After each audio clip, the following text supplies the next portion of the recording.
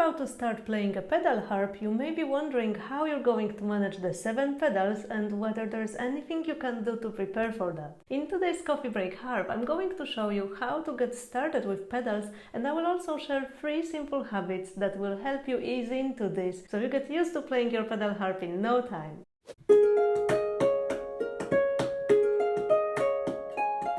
Hi there, I'm Zuzanna. I'm a harpist and I have been playing a pedal harp for more than half of my life now. I have also guided many students who have started their journey on a pedal harp or had some experience with a lever harp and wanted to try something new. If you're about to start playing a pedal harp, this will likely feel like a big step and you may be slightly worried about the pedals. So I want to reassure you, most students find it easier than it seems and get used to it really quickly. If you practice with the right habits from the start, you may be actually surprised how quickly you will get used to the pedals and how soon this will feel natural. Before we get started, if you want to learn more about what pedals do on the harp, how exactly they work, and why we need as many of them, check out my earlier episode. I'll put it for you here and in the description of this video.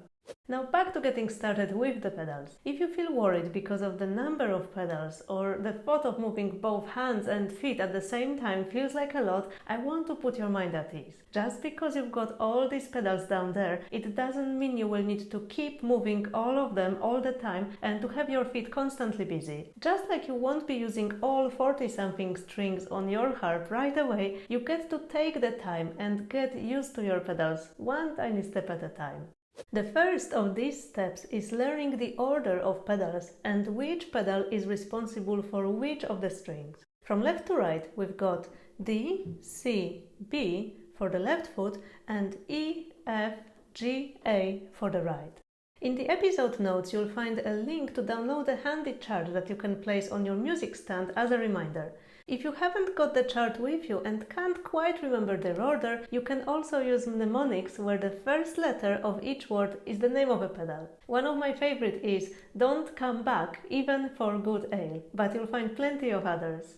One thing that is really cool about pedals is that they allow you to change the pitch of any string without looking and without having to stop playing. You can take advantage of that right away if you make sure to remember from the start about the first good habit, finding the pedals by feeling them with your feet and not by looking. To practice that, make sure that whenever you work with your pedals, you've got your harp in the playing position. So for that, bring your harp to you and try finding all the pedals with your feet and making sure you've got easy access to all of them. Do one foot at a time and check that you can find the 3 pedals for your left foot, starting from the inside and from the outside. Same for the right foot. Find all 4 pedals starting from the inside and from the outside. You should be able to access all the pedals comfortably, which is why it is so important that before you make a big financial commitment of buying a pedal harp, you get to try it out in person. When you're happy with finding all your pedals from the outside to the inside and the other way around, you can move on to practicing finding each of the pedals and maybe even moving them. And one thing that works really well for that is flashcards. You will find a set of 3 flashcards that I have created for you under the same link as the pedal chart I mentioned earlier, in the description of this video. After you've printed the flashcards and cut them out, you can draw one or more at a time and move the correct foot to the correct pedal. To make sure you're not tempted to look to check whether your feet are where they need to be, you can pluck one of the strings the pedal belongs to and try moving the pedal while comparing the pitch. If the tone changes, that means you've got the right pedal. To move your pedals, your foot needs to follow the shape of the wood, so pressing down and slightly inwards while moving down, and then pushing a little outwards while releasing them with control to go up. The flashcards have the symbols of flats, naturals and sharps, so you can follow these directions for moving the pedals if you like, or you can just move them a step up or down for now.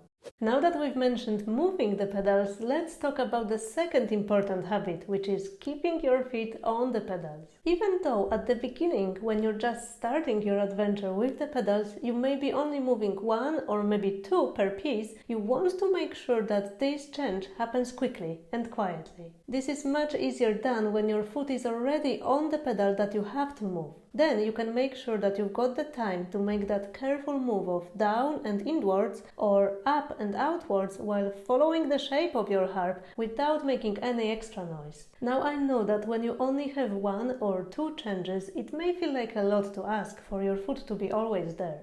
But believe me, even if you feel very confident about being able to look ahead in the score and see that pedal change coming, that extra movement of bringing your foot in will take a lot more time than you think. And when you're busy with everything else that's going on here, your fingers and both hands playing together, you may just not see that change coming early enough. I've been playing the pedal harp for all these years and I always keep my feet on the pedals. I would only consider taking them off and putting them on the floor if I was practicing a piece with absolutely no pedal changes. But most of the time I keep my feet on anyway because I just find it a lot more convenient in case I need to reset anything at all. For example, when moving to another piece or moving my pedals up where I'm about to have a break. I tend to keep my feet on the pedals that I will be changing next, but if I'm in a rehearsal or in another situation where I don't know exactly what I will be required to play next, then I would most likely keep my feet on or around the C and F pedals, or maybe C and G, depending what I play. That's because from there I've got easy access to all other pedals. When I'm playing on my own though, I always aim to have my foot ready on the pedal that I'm about to change next, which brings me to the habit number 3, clear pedal markings. While marking your pedal changes is a whole science on its own and it deserves a full-length video on its own, as a pedal harp beginner you will most likely start with playing the pieces that already have pedal changes marked in or that will have only a few changes that would need to be added. If you've got some previous experience with another instrument and you read music well, you may think that marking pedals in the music is not needed, the way you don't need to have fingerings written over every single note, or just like you wouldn't be writing letters in the music whenever you have a flat or sharp. And I am very sorry to break this news to you, but harp is not like other instruments. And I agree that when you're more advanced, you likely will not want your score cluttered with extra markings like fingering for every note you play or circling every flat or sharp, but pedals are a completely different story. And the reason why harpists write all of them in is not that we cannot tell our flats from sharps, but when you've got 7 pedals and each one of them can have 3 different settings, that gives you some 2187 different pedal setups. And when you get a lot of accidentals in your piece, things can get really busy down there.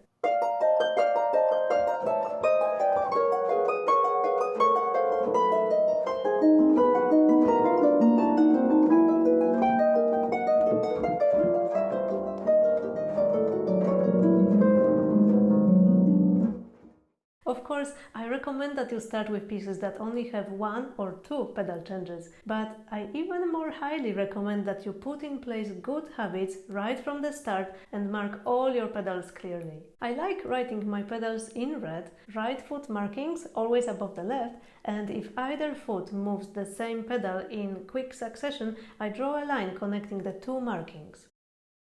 Sometimes when I'm learning a new piece which has many pedal changes but also some gaps, I add a sticky tab after a change to tell me where my feet need to go next, so I can practice moving my feet exactly where they need to be well ahead of time. Of course, sometimes you may be required to sight read from a score with no pedal markings at all, and this may be possible or not, depending how many chromatic changes there are in a piece. But your best bet to get to that level where that is possible is to have all these 3 basic habits in place right from the start, so you've got the best possible conditions to learn and to progress. So 1.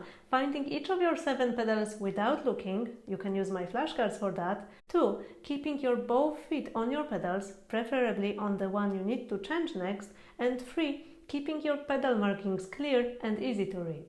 So there you have it, 3 habits that will help you feel at ease with your pedal changes, plus a free set of flashcards to download through the link below. Now let me know in the comments, have you tried playing a pedal harp already? Have you got any pedal related questions? Do let me know, and remember to subscribe Coffee Break Harp so you get notified about future episodes. I'll see you here very soon. Take care for now.